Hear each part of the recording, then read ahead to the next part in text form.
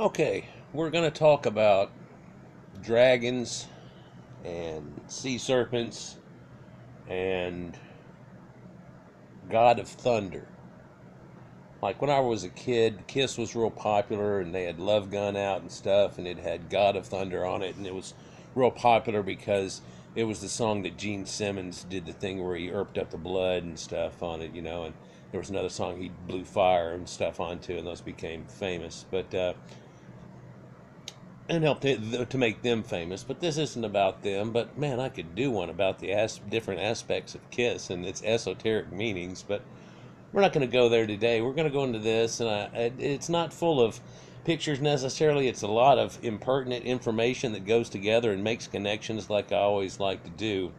And I wish I could just collage pictures on the top of me talking right now, but I can't really go to that point, and I do apologize for it.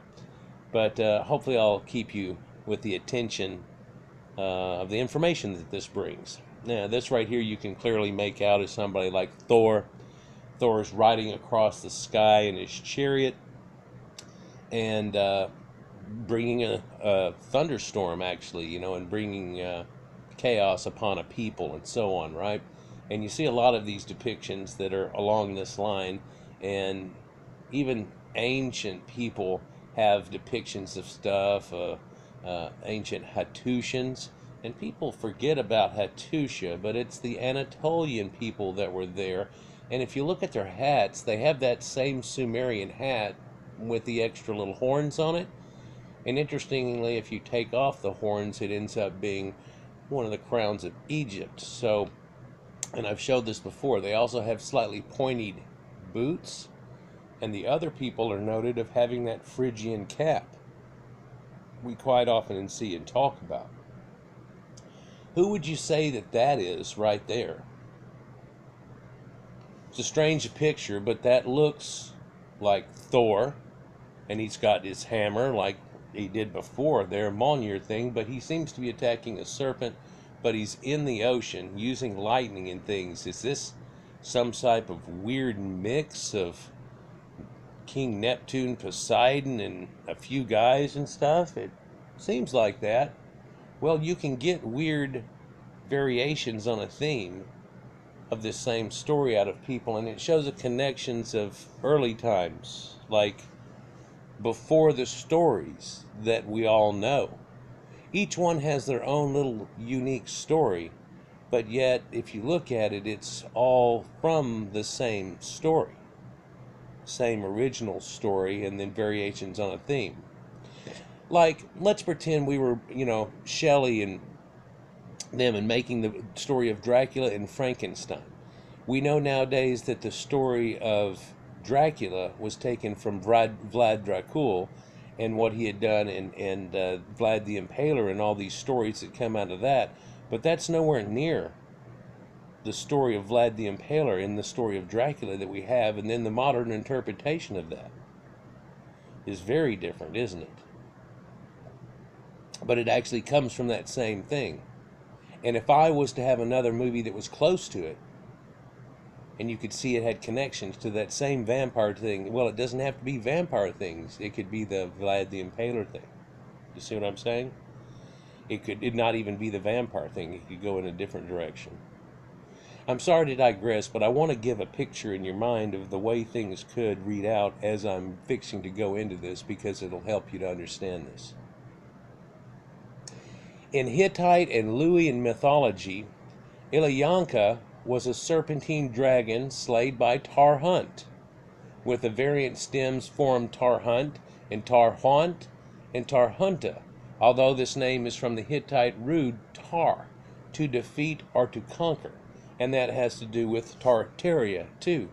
But it also has to do with Taharka, and Taharka is said to mean illegitimate ruler, whereas in Tarhunt it was a defeat or a conqueror. Tarhunt was a Hittite incarnation of the Hattian god of sky and storm, Taru, and the Hurrian god, Teshub. It is known from Hittite cuneiform tablets found at Korumbagazoi, the former capital of the Hittites in Hattusha. The context is a ritual of the Hattian spring festival of Puruli. And so this is the equinox type of festival. But also mentioned there was cuneiform. For this makes a connection people don't want to make either, too, and say that, oh, they weren't kind of hooked up to the Sumerians or anything. They were, well, here they are with their same symbology, with cuneiform, which only connects them, Sumerians, these people, and Egyptians, and they all had the same script at one time. And people keep trying to make connections, but people want to make disconnections. They want to say, oh, they must be totally different. Even the black people try to claim it and everything now, especially. What does West African primitives have to do with that or the Bible of anything? But that's not for this video. But it's a spring festival, just this one thing that we're talking about here. Puruli, Inzan Purilas, was a Hattian spring festival held at what's called Nerik, dedicated to the earth goddess Hana, who is married to a new king at that time. And so it's a cyclical thing, a year deal, a symbolic wedding that they have at spring. The central ritual of the Puruli festival is dedicated to the destruction of the dragon Ilyanka by the storm god Teshub. The corresponding Assyrian festival is the Akitu of the Enuma Elish. Also compared are the Canaanite poem of Baal and Psalms 93 and 29. And people have gotten into that totally and realized that that's directly taken from it. And many of the Bible stories, of course, are. And I've told you before, it's a definite twist and mention of Sumerian iconography and ideology with the Canaanite and Phoenician things and different things, an all-in-one encompassing type of thing. And they mention all these people and stuff in the story, which, you know, we found now to be a little off, but in the same thing, it's trying to give a conjecture and an idea and put it on one people what the hardships of all of these people were at one time. And let's not go into that totally right now, but this earth goddess known as Hana, and people say, well, that can't have anything to do with Sumerians. Sumerians have Inanna, and Hana means beloved of, as in Hannibal means beloved of Baal, and Hana means beloved of Anna. And it has a direct connection. And I've seen scholars and stuff just stare at this like they have no clue.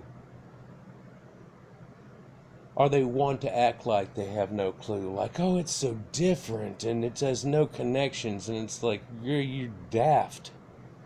Regardless, the sky and storm god Teshub is depicted holding a triple thunderbolt and a weapon. It's usually a hand axe, often double-headed axe, or a mace head, with that rounded look, more of a hammer effect. Now, we've talked about before that triple thunderbolt, and I've even done a video totally about it, that can show you that just in the symbology that they have of the thunderbolt, that you see it in the Sumerians, you see it all over the place, all the way from India, all the way up towards Anatolia and things, and even into Europe. This triple little spur of lightning thing that they're throwing and showing. I'll show a picture of it here shortly. Then, by the way, this is probably going to go to at least 2. I know that it's going to go long. And so if it does cut off at the end, in the top left-hand corner will be the next one, as usual. Let's continue. The sacred bull, common throughout Anatolia, was his signature animal, represented by his horn crown or by his steeds, Sari and Huri. And a lot of people have said this is where they get Hurrians too, but this is also supposed to have been the sacred horses that bred them all. This is a female and a male horse that bred together, Sari or Sarah, female, whatever, and Huri. Also, this is where we get the name Huri, fast, and Hurrians and stuff like that comes out of it. But they were supposed to have been like, you know, mama and daddy of all type thing. They drew his chariot or carried him on their backs sometimes. According to Hittite myths, one of Teshub's greatest acts was the slaying of the dragon Ilyanka. And Ilu has to do with gods. Ilu, and it has the connections to Allah at the same time, and where they would use that is the name of a god. but it's not the same person. The Hurrian myth of Teshub's origin. He was conceived when the god Kumarbi bit off and swallowed his father Anu's genitals. As such, it is most likely shares a Proto-Indo-European cognate with the Greek story of Uranus, Kronos, and the story of castration of his father, and Zeus, which is recounted in Hesiod's Theogony. Teshub's brothers are Tigris, which is a personification of the river, showing the Tigris and Euphrates and how that connections, and Ilukumi, giant stone, and Tashmishu. And he has a triple form of this. Now, what they're telling you about this is that, strangely in this story, there's a story of castration of a father type thing, and that led to the fact that he has no more children. You see, it's as simple as this, that if they only have a few gods, everybody says, oh, they're all incest and everything. No, though, you can't make a god without another god, so how are you going to, like, poof? And sure, they poofed him in existence out of, the forehead of Zeus and all these type of things, and Athena and strange stories sometimes, because it's old that he goes and does all these weird things, and rapes these women type of thing. But that's the only way they could put it into conjecture that it come into being. It's not like that's really trying to give a factual idea of it, but these gods, and so whose aspects would they come from? Well, it has to be these two. Okay, so these two got together. Well, they're not married. Well, but they make this aspect, so Zeus got horny again, and they make up these stories about it. But it tries to make connections too, and so it all puts it together like a web. And it comes across as strange whenever you eventually look at it back, as we became more and more adept in as a religion, people could kind of see through it a little bit, but they did realize always at this time that it had a connection to nature and the aspects of it, and that's something that we've long forgotten because of our attachment to this one monotheistic religion, and then of course modern science and modern thought, and trying to apply it back then, we have a trouble. It's one thing that I think that I'm good about being able to do is to drop it a little bit and just look at it for what it was during the time and the epoch it was. What would they think? Sometimes I get stuck in that moment, but then I go, okay, hold on, let me put myself in that frame and then look at it. See, it makes it so much easier. Anyhow, now, so it hooks up to the Tigris River and everything, and of course the Tigris and Euphrates come up and arc through Anatolia, and the Bible tells you that that's where Eden is, and Sumeria's plains down there called Eden itself, and so that attaches. Abraham was from Ur and all those things, right? So in the Hurrian schema or ideal they have, Teshub was paired with Hebat, the mother goddess, kind of a queen of heaven, like we've talked about so many times. In the Hittite, with the sun goddess Erinete of Arena. This has to do with Aryans also. A cultus of great antiquity, which has similarities with the venerated bulls and mothers at Catalhoyuk in the Neolithic area. His son was Saruma, the mountain god. So this is an older looking at it, like, well, when it was just kind of like this, then it got built to a little more like that.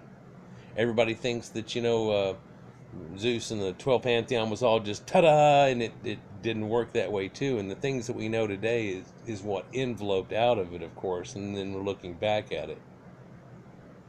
But that shows a connection in the sun goddess, and I want to mention sun god, goes along with this always and constantly. Sun god.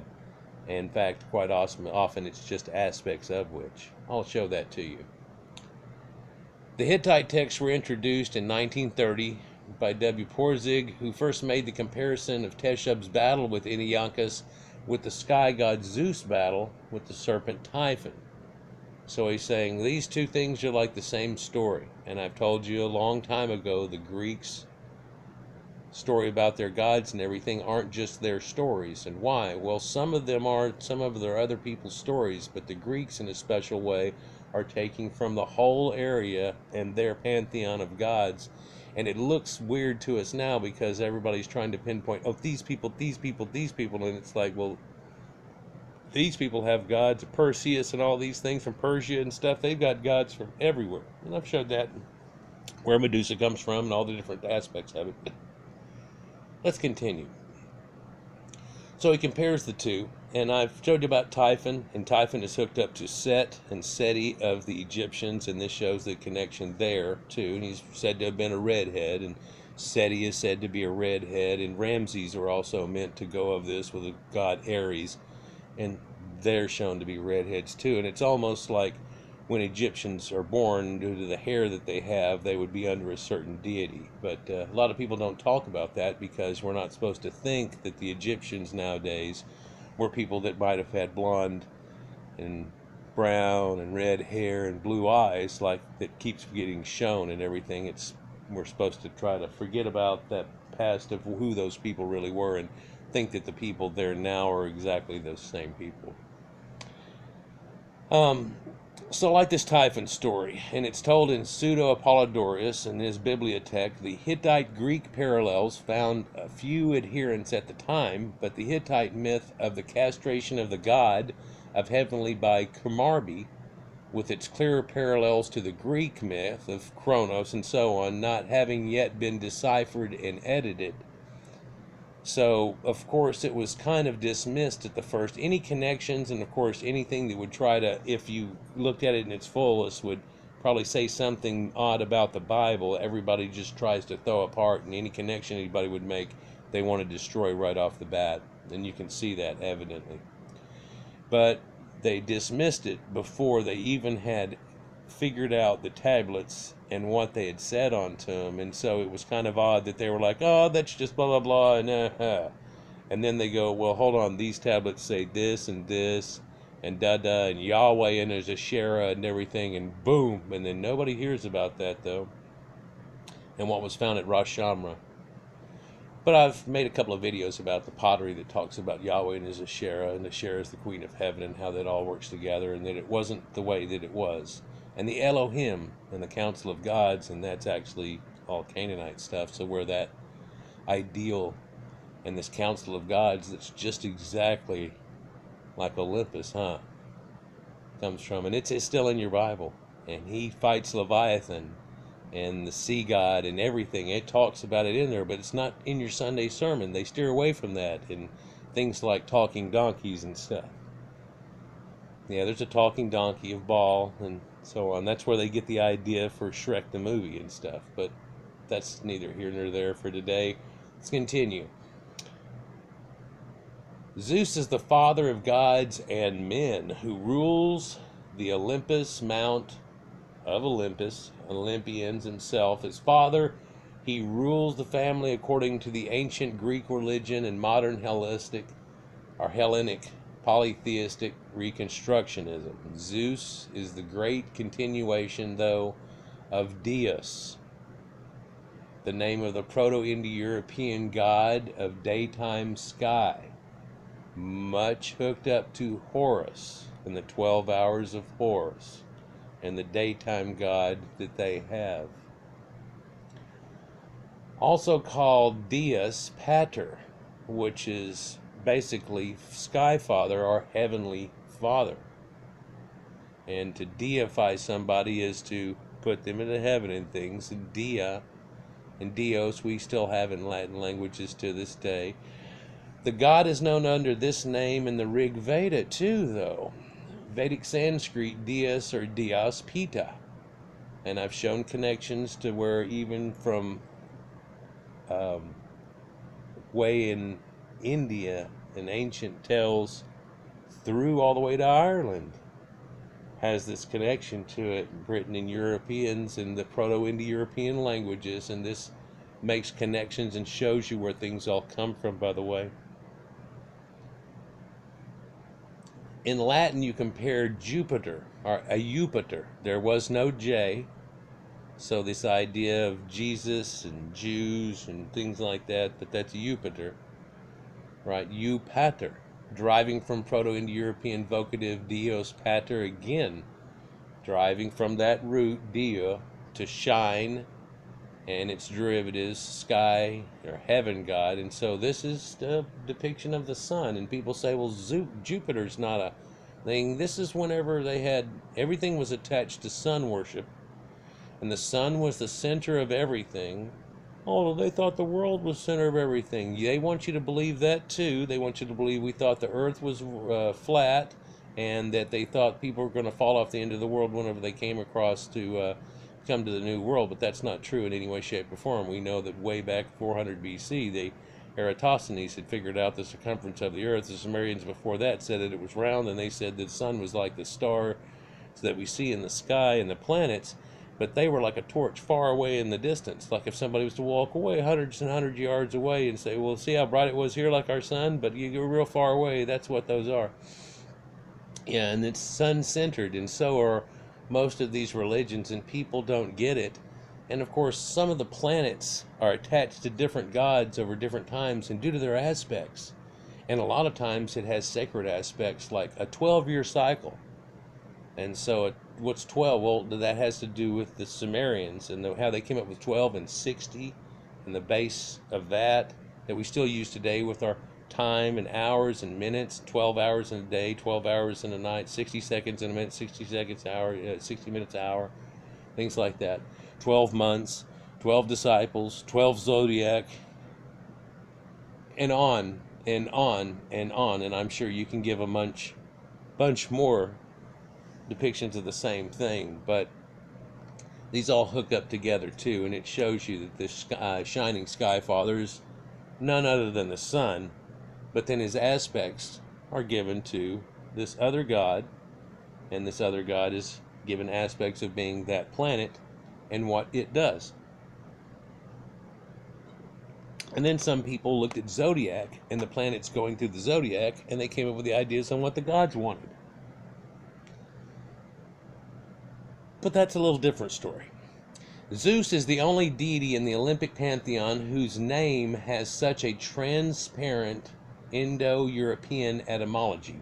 The earliest attested forms of the name are the Mycenaean Greek Daiwi or Daiwo, written in a linear B-syllabic script way back when, and then that was also looked at as being, of course, Dias, and they get the idea, and you can tell that this was Proto-Indo-European, pre-Proto-Indo-European linguistics, and how they had gotten a strain out of that from an earlier time and developed their linguistics at an earlier point than others. And it seems to have been a conglomerative of when the Greeks came into that area and expounded upon it, and then trade brought upon other names and where this god came from in this concept. Zeus is the sky god of thunder in Greek mythology. His symbols are the thunderbolt, the eagle, and the bull, and the oak. Yeah, like Celtic mythology and the sacred oak trees and stuff, and eagle and bull and oak tree and so on, and has connections to at least two of the zodiacal points. He is frequently depicted by Greek artists in one of two poses. He's either standing, striding forward with a thunderbolt leveled in his raised right hand, ready to, throw it at somebody, or he's seated in majesty. In addition to his Indo-European inheritance, the classical cloud gatherer also derives certain iconographic traits from the cultures of the ancient Near East, such as the scepter. His Roman counterpart is Jupiter, and that Hindu counterpart is Indra, and the Etruscan counterpart is known as Tinia. And so we can see a connection with a lot of people in the ancient Etruscans too. One other connection that we can make through all these people, and he hasn't brought in the idea of Egypt yet, but Egyptus is said to have been brother to the Greeks and so on. And these ancient Caucasians here that are all together have a connection that works, that you can see in different ways. One way that you can see is simply in their art, where they are symbolically drawn as red ochre males and pale females. And people wonder, why that is and stuff. Well, they keep their females pale, and the men do the work, and the women don't have to. They've gotten society to a point And so simply in the art that they show you this type of thing. And also it can kind of show you, of course, who the actual people were and, you know, what race they were and things, other than the fact that Etruscans show a lot of red and blonde hair things. There's a lot of red and blonde mummies in Egypt too, but they want to keep from it. The original showing of Thor we saw there was also blonde head, and then of course the one that looked like Neptune is also that way. And these sun gods always are, most often are said to have been golden or blonde haired and blue eyed. And of course you can see from the sky being blue and the sun being yellow like that why that would work with these people, especially being Caucasians, which have that trait well in them at the time. So Etruscan, Mitanni, Minoan art, Greek art, and all that stuff, it definitely always shows red ochre males and these pale females. And I'll show you another connection that they have from art and stuff like that. Typhon, Typhon, or Typhus was the most deadly monster of Greek mythology. The last son of Gaia, fathered by Tartarus, was known as the father of all monsters, and his wife Echidna was likewise the mother of all monsters.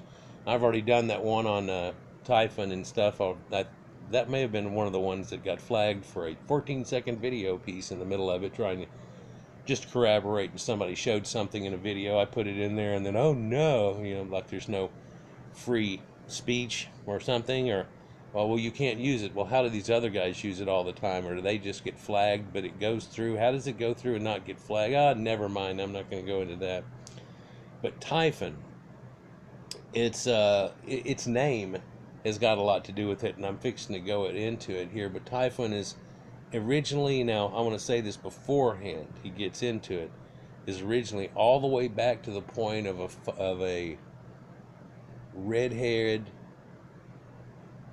lava volcano god, being huge of breadth, rumbling of the earth, and bellowing out his flames that come out in 100 different tendrils as his hair on fire and that type of thing. And then they tell you about he can reach as wide as the sky and all this stuff, and of course the smoke that comes out of that and all these things, and it's just a look at like a volcano thing. But then that's an ancient aspect and an ancient religion, if you will, that was pre, and as everything calmed down, then it just became an aspect of this one creature. I'll have to do another one on Typhon shortly to go back into it and its connections, of course, to Seth and Seti. And of course Seth is the other name of the child of Adam and Eve. You know, they have Cain and Abel, and Cain slew Abel, and then he's banished to the land of Nod, where he takes a wife and blah blah blah. But lo and behold, then they have another kid, Seth, and everybody just kind of forgets about that. But anyhow, Typhon may be derived from the Greek typhine, which means to smoke. Hence it is considered to be a possible etymology for the word typhoon, supposedly borrows from the Persians as tufan, and the Arabs describe the cyclonic storms of the Indian Ocean.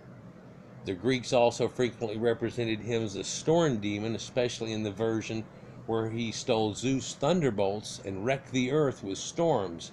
That's seen in Hesiod's Theogony and Nanus and Dionysica, and a couple of others actually, and make reference to it. But then that to smoke, and showing you where that's from. But then you would think that maybe a tornado would be looked as being smoke to people, and maybe a giant typhoon storm would look at as being smoke. Maybe clouds are really somewhat kind of smoke to these people, right? And so you can get that connotation out of it. But then really, if we looked at the original that it came out of and the volcano gods, it has that. In fact, he's supposed to be trapped under Mount Etna, and he causes the rumble. Well, that's an active volcano, and he moves around and you can't find him and stuff, and he has this special lair, but he keeps changing, and it's almost like he has a summer home. And where is that at? Well, that's where volcanoes are popping up around the world. In fact, he really had a problem with greed. But let's continue.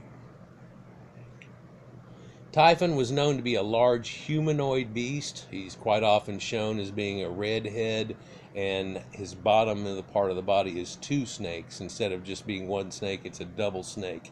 And that iconography of a double snake limbs, so he can have legs but be a snake, is seen in a few creatures. Typhon is one of the last childs of Gaia, as we said. After the defeat of his brothers, the Gigantes, or giants, or ancients, or titans, Gaia urged him to avenge them, as well as his brothers, the Titans. Typhon was also the father of hot, dangerous storm winds, which issue forth from the stormy pit of Tartarus.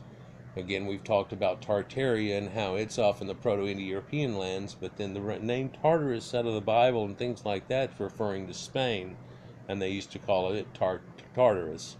We can see that it's somewhat desertification of it in that area, and people probably referring to that, and hot, searing winds and stuff, and it would come from the sky, and they would probably think that he's coming or something's happening, and then they would try to divine certain things. And anyhow, so likewise, the rumblings of Typhon emitted from the deepest Tartarus could be clearly heard within the underground torrent near Seleucia, now in Turkey, until his presence was neutralized by the building of the Byzantine church nearby. There's one collection where they talk about that they had earthquakes and rumblings in that area, and after they built the church, it stopped, equating that the new god had calmed down the old gods. And this is also a way of trying to say, well, they kind of took over, right? That these are more powerful, and these took over. They calmed him. Sometimes the storm god isn't so bad. Sometimes all you have to do is calm the storm, like Jesus. And that really makes a point. And people wonder what's so much about that. But of course, people in storms did crazy stuff back then. It was very, very dangerous going into the ocean and stuff like that. But we're not going to that, I guess. And how people used to sacrifice with ships and take birds with them, which I've talked about recently, so they could find land and let them loose. And this story is in the Bible. And you think about that being in the Bible, that they're a nomadic tent people. They're not maritime people in any way. Yeah, well, a lot of the story has to do with not these tent people. It's not just about them, and people don't see that with the stories it's talking about all of them and putting it on this one person, showing their whole strife. I'll get off of that though. Typhon started destroying cities and hurling mountains in a fit of rage, blowing up, fire and brimstone, all of those things. All the gods of Olympus fled their home. Only Zeus stood firm, and the battle raged, ending when Zeus threw 100 well-aimed lightning bolts on top of Typhon, trapping him. Of course, by the time of this theology, he had 100 arms or 100 heads, depending on which thing. First, it's, a lot less, and then 7, 10, 50, and then 100. But he threw 100 bolts on him to grab his 100 arms and that type of thing. In the alternative account of the origin of Typhon or Typhus, the Homeric hymn to Apollo makes the monster Typhon at Delphi a son of archaic Hera in her Minoan form, produced out of herself like a virgin birth, like a monstrous version of Hephaestus or Mars, and whelped in a cave in Cilicia, and confined there in the enigmatic Arema, or land of the Eremoi or the Eremois. In the Iliad it talks about this, if you've read the Iliad and the Odyssey. And Arema has got a lot to do with it. He's going to go into it later. It was in Cilicia that Zeus battled with the ancient monster and overcame him. In a more complicated story, it was not an easy battle, and Typhon temporarily overcame Zeus, cut the sinews from him, and left him in a leather sack. The Korkuros is the etymology origin of Korkurian Andon, the Korkian or the Corsian cave in which Zeus suffers temporary eclipse as if in the land of the dead. So, and this is a hooking up to an eclipse idea. But think about it, and he took his sinews, so he had lost his strength. They weren't going to cut off his hair, and he did this and lost his strength. But this is the way he loses his strength, but gains it back. It's like an old wrestling match. Oh, and he's down, and But let's continue. The region of Cilicia in southeastern Anatolia had many opportunities for coastal Hellenes connection with the Hittites to the north. And, well, of course, it's just right there. And everybody acts like, well, they had no idea what they were doing in Texas from Tennessee. And it's like, well, that's more farther than that. We're talking about right next door. It's not even, and they don't have borders like they did. And they are constant trade between those people, and it's not like, well, they didn't know, and it's like, really, in thousands and thousands of years, and nobody ever knew. No, they well knew, and that's the reason for years they had to beat it out of people and stuff, because people had this pagan belief system, which everything all comes from anyhow. From its first appearance, the Hittite myth of Ilioncus has been seen as a prototype of the battle of Zeus and Typhon. Walter Burkert and Calvert Watkins each note these close arguments or agreements. Watkins' How to Kill a Dragon, Aspects of Indo-European Poetics in the Oxford University Press back in 1995, reconstructs in disciplined detail the flexible Indo-European poetic formula that underlies myth, epic, and magical charm text of the lashing and binding of Typhon.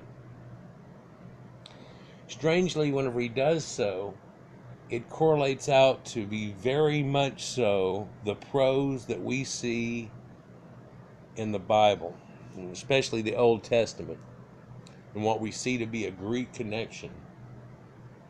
And people wonder how a nomadic goat herding tent people would have had the prose to write like this, but they didn't write this. And easily that's seen. And the Levitical priests are from the Levant, and a Levite is that pointy hat, and angels are something a little bit different too, and where all this comes from also. But it's all interconnected, and all goes for the same thing, but they want to drop everything except for the last incarnation of it, of course, because if you find the elder connections, then you may disbelieve. And while I've torn it apart in one way, in another way you have to say, well, it goes back for well before the biblical era in recorded time, and these whole ideas. And so if there's any truth to it, there was always truth to it. And apparently for many thousands of years, people have had these aspects and these ideas which spurned into what we have today. Let's continue. And again, whenever it goes to part 2, it'll be in your top left-hand corner, and we can go to part 2 and continue on. For I'm not a quarter of the way through this, people. This is an in-depth version.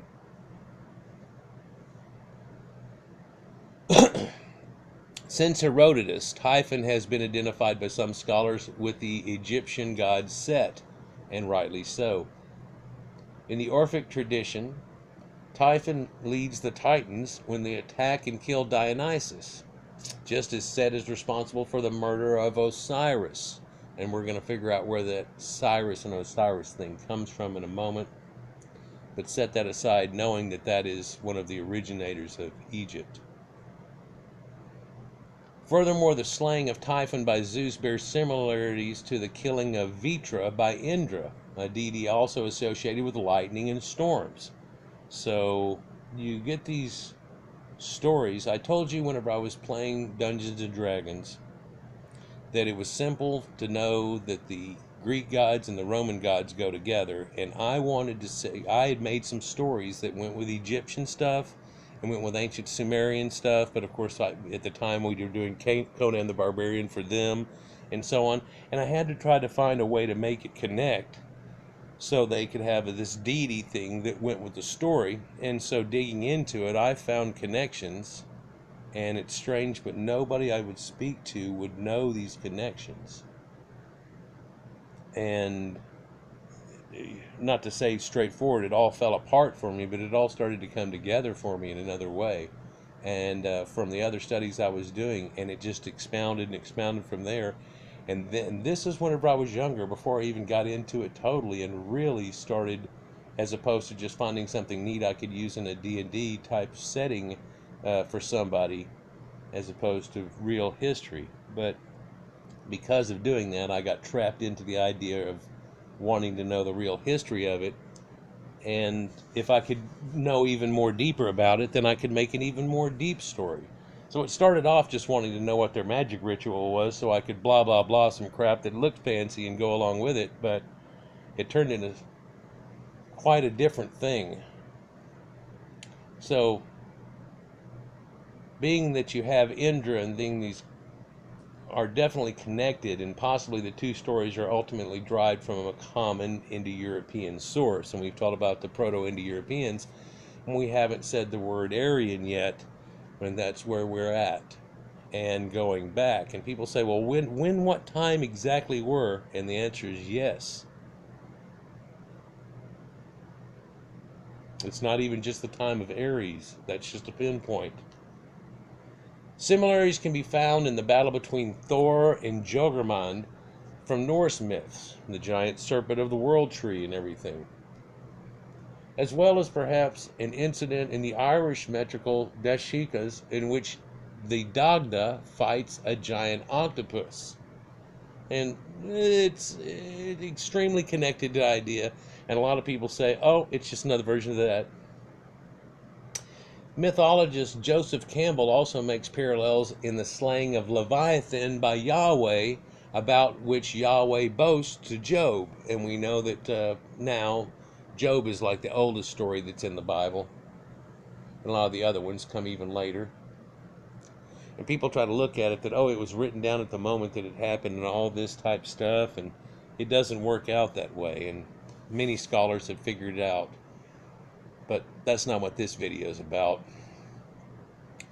Comparisons can also be drawn with the Mesopotamian monster Tiamat, as I've told many times, and its slaying by the Babylonian chief god Marduk.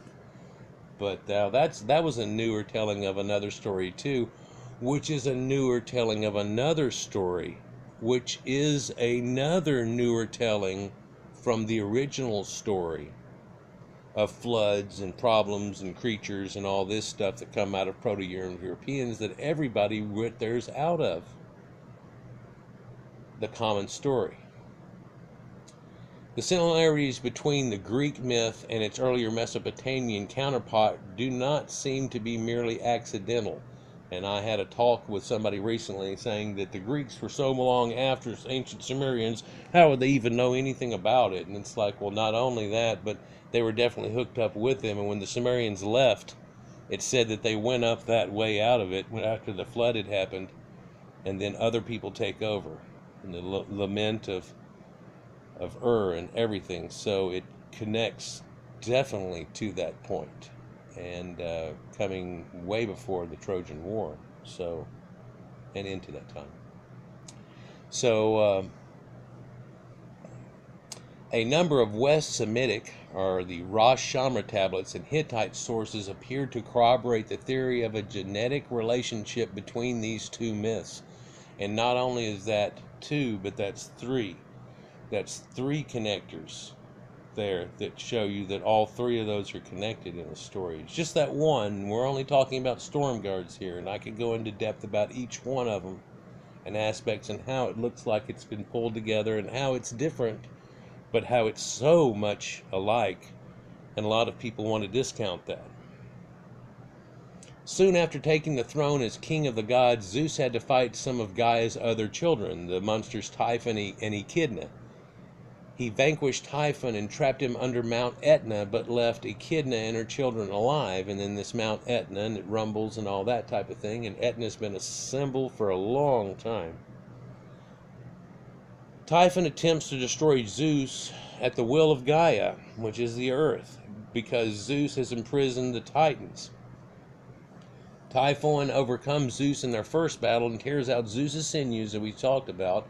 However, Hermes, Mercury the Swift, and messenger, recovers the sinews and restores them to Zeus. Typhon is finally defeated by Zeus, who traps him underneath Mount Etna. And I could go into a 30-minute diatribe on the idea